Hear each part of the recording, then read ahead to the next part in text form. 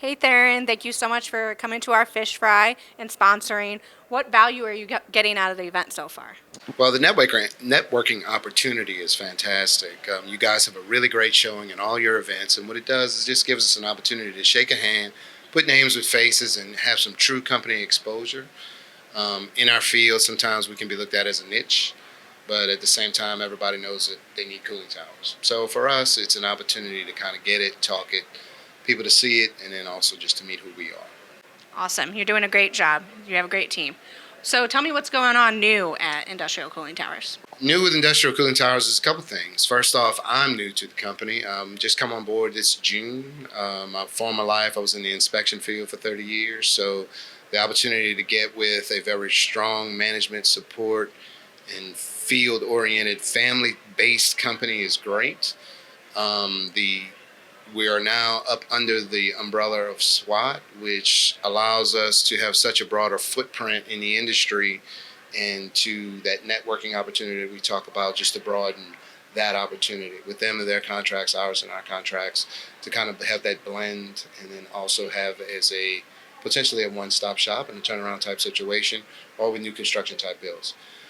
It also, we have moved. We used to be off Telephone Road. We're now right off of 99. Us and SWAT share a brand new office complex with two individual buildings where we have on-site shop fabrication from the SWAT side. We have all the equipment and office personnel stored with us there for tower performance and industrial cooling towers. So it's a good mix and meld there and really nice location.